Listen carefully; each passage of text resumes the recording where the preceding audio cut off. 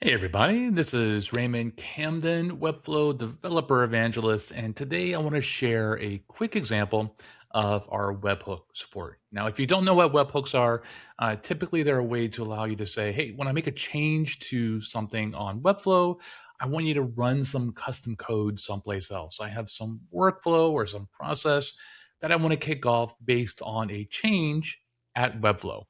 And at Webflow, we have webhooks for things like your site being published, pages changing, your CMS content being updated, and so forth. And also things like when somebody submits a form. So let me show you just a quick example of how easy it is to work with this. So first off, definitely check out our documentation on webhooks. I'll share a link with this to the video.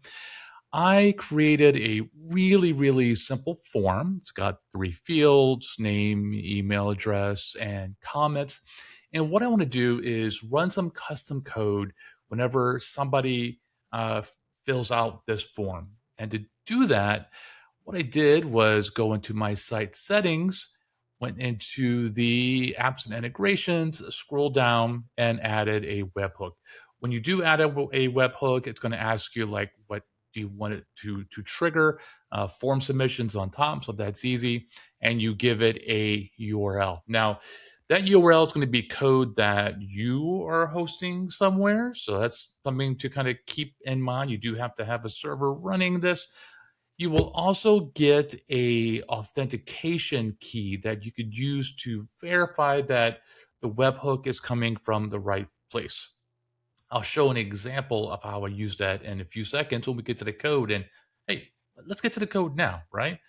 All right. So in my code, I am running a really simple Node.js server. And to be clear, because you're managing the code that's responding to a webhook, you could use any language, any platform.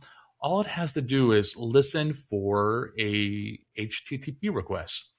So my relatively simple code is going to do two things.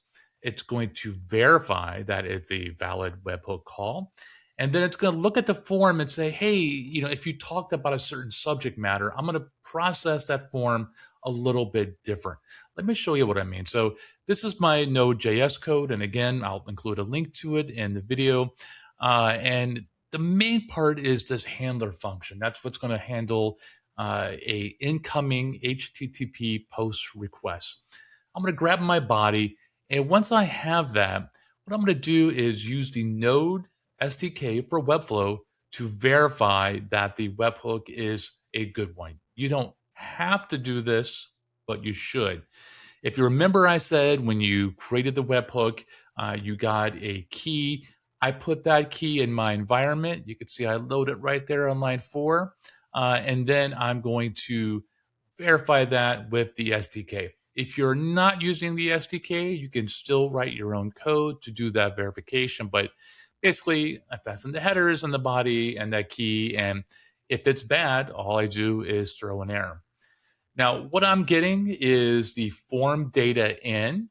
So all I'm going to do is look at the comments and basically create an imaginary routing system. So by default, I'm going to route this information to a generic email address. But if you talked about cats in your comments, I'm going to go to a cat support.